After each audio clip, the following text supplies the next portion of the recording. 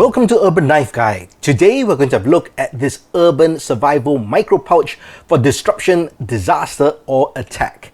This particular pouch is actually a combination of ideas from two other survival kits I put together. The first is this Altoid style survival tin, designed also for the urban environment. I've got some original ideas over here, so do check out the video in the link in the card above or the description below. The other survival kit is this one, which is designed for outdoor use, for hiking, in the jungle and bushcraft. I also shared all the details of this particular micro pouch in another video. Check out the link for that as well. So this particular pouch is a combination of ideas of both of those survival kits, but designed specifically for an urban environment. And I also designed this for travel, meaning I can take this overseas. Now I can't hand carry this on the plane, but I can check it in and everything inside will be allowed in almost any country. So with that out of the way, let's see how heavy this bad boy is. Let's get the scale. And then in ounces, it's 19.55 ounces, and in grams, it's 554 grams. So over half a kg. In fact, this is slightly heavier than my jungle micro pouch, which actually surprises me, but probably because of more of the metal inside. So what's inside? Let's start with the outside.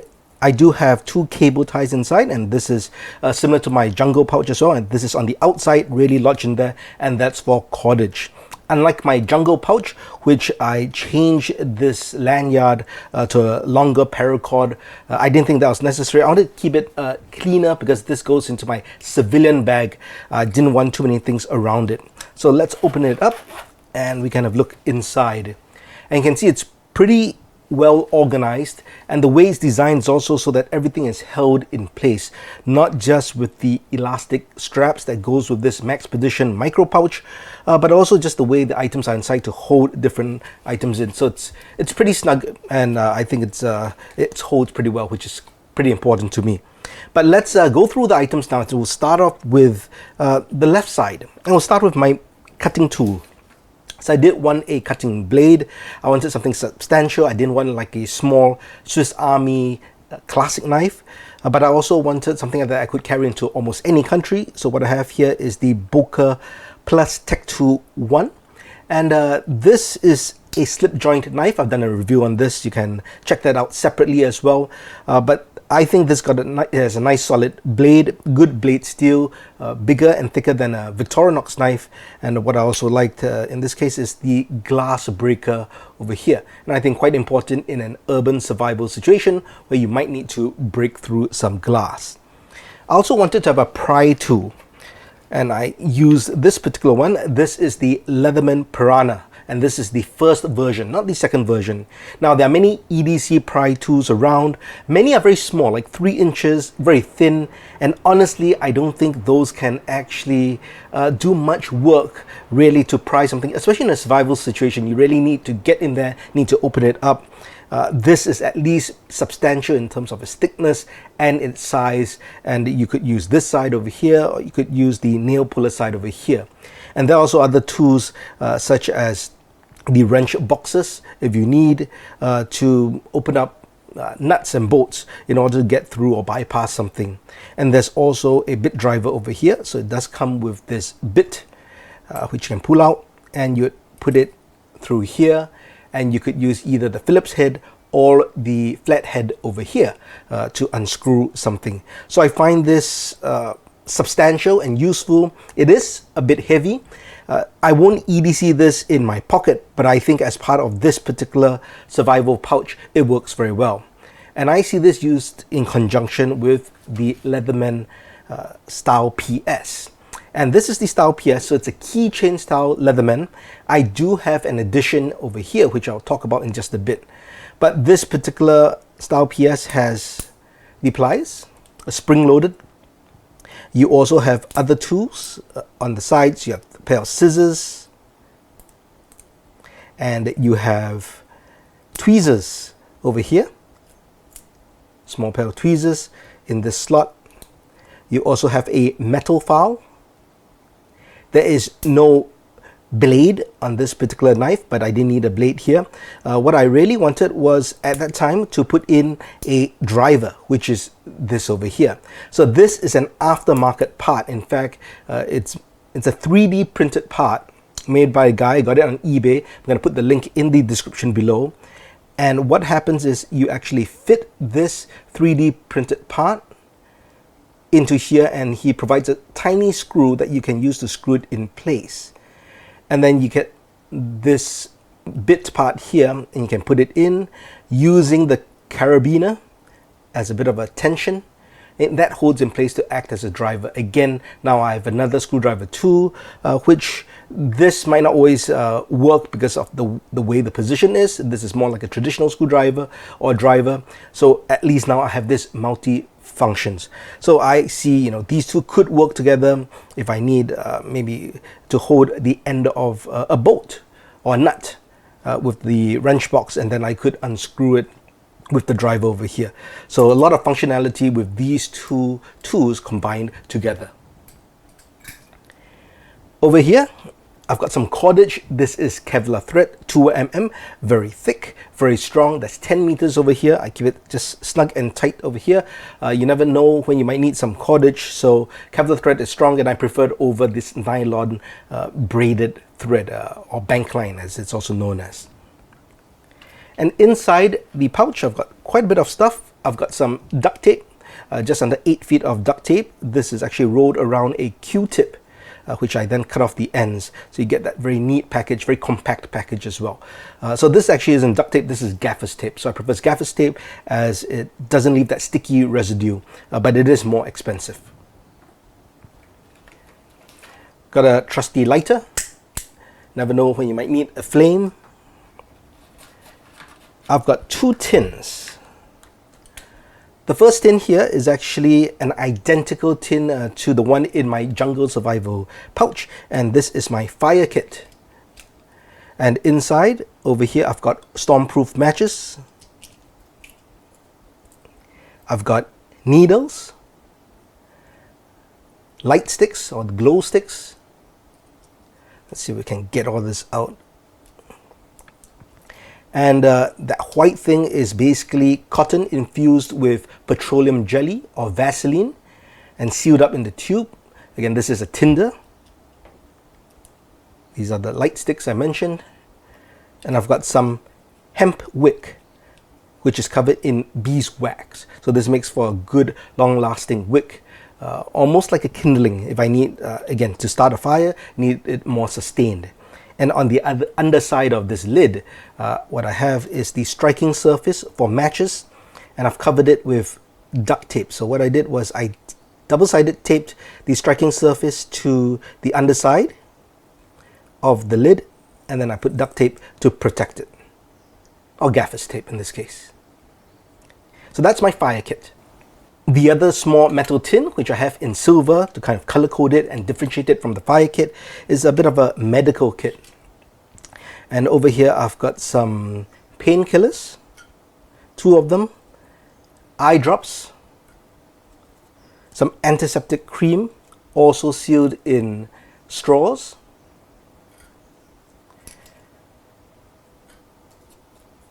water purification tabs, and a safety pin.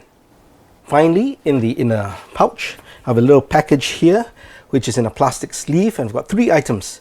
The first is this neodymium magnet, so it's a very strong magnet. And I don't carry a compass here, but I guess if I really needed a compass for direction, I could use the magnet, magnetize the needles, which I have in my fire kit, and create a compass out of that. If not, maybe this would still be useful in other ways. And over here I've got 2 items, and I shared this in my urban survival tin, so I won't go into much detail, but this is the Wallet Ninja. I've also done a separate video and a kind of a test of this particular product. So 20 functions in one metal card like that. And this is the Sparrow's Flex Pass, which allows you to bypass some doors. So all these items don't take up much space, a little bit of weight because they are metal, but this goes in a plastic sleeve over here. Now let's go to the right side. I have a power bank. So this is 2,600 mAh, enough for just under one full charge for a phone. But they also can be used to charge this flashlight if I need. This is the OLight. In this case, this is the i5T EOS, but actually I put in the battery or rechargeable battery from this particular light, which is also the i5R series, but this is i5 series, but not T, but this is R. Now, the only difference is really the battery. So this is a rechargeable battery. So you charge it there, and that's a Type-C head, and you can also put in a regular AA battery as well. And this particular light is great. I've got many of these OLights. They're EDC friendly, but at the same time, 320 lumens, and it can go for 37 hours on the low intensity. So this can last a very long time. Now you might notice I don't have a cable for this charger, and I'm going to show you the cable in just a bit. More cordage in the form of paracord. This is 550 paracord, and this is 2.5 meters. Inside, I have this item here. This is a cable card. So this is a product that's actually made in Singapore. It started as a Kickstarter project, but you can now get it here. And you need to pry this open. And what it is basically a collection of cables and adapters for almost every device, mobile device that you have, all in one very neat, flat package. So this ensures I don't have cables running around in this package, and at the same time everything is very compact. So I'll just give you an example. You could pull the main cable out like that. Now this is actually attached here, and there's actually a light source here. Now this isn't a battery pack, okay? This is just kind of assembly to hold everything together, but there's a light source. So I'll give you an example. If for whatever reason I need a light source, if I were to get a power source, I could plug this in. So in this case, I'm going to plug this cable into this charger or power bank, but I'll need the right head. So here we have the USB head. I'll fit that here, put that inside so that I'm drawing power from the power bank, and I can actually turn on a light here if I want. And that's a really bright light, so different intensities, as you can see. And again, if you need illumination, really strong illumination, you could use this if needed. But if not, yeah, you have different heads, different adapters, because in an urban environment where I have my own phone, I have my own light, and I generally just use Type-C. In an urban environment, we're often with other people, and you might need to maybe help charge their devices, or maybe you need their device but it's not charged because your phone is damaged and they have a working phone but it's got no battery. Then that's where you would need these devices and these heads, which will make it very convenient. So that's the cable card with a K. Over here for a bit more first aid, I do have a nail. The function, well, you never know when you might need a nail in an urban survival environment. As I used in my herbal survival tin, I said that if you're trying to barricade yourself from someone, let's say you are behind a door, you don't have the lock, you don't have anything, but maybe you could take the nail it against the floor, against the wood frame, the door frame to close the door, just to give you an extra few seconds from someone, let's say. And over here, we've got a bunch of different bandages, gauzes, iodine prep pads, alcohol prep pads, plasters of different size, and kind of a boo-boo kit over there. Your MacGyver tool in the form of a paper clip. Now I'll just leave it over there. That's just clipped over there.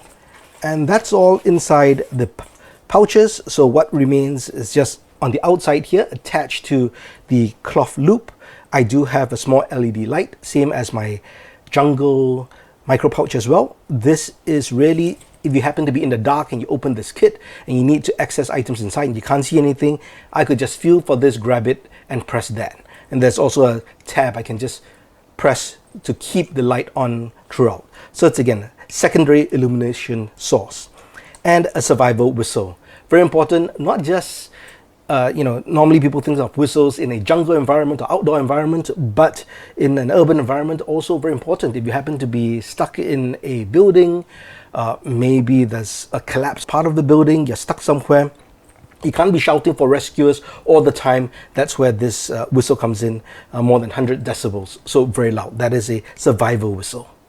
And there you have it, all the items in my Urban Survival micro pouch. As mentioned, these are a lot of ideas from both my Urban Survival tin and my Outdoor Jungle Survival pouch, so do check out those videos. Let me know what you think about the contents of this pouch. There are over 30 items that provide over 50 functions. What do you like? What didn't you like? Let me know in the comments below. If you liked the video, please give it a thumbs up.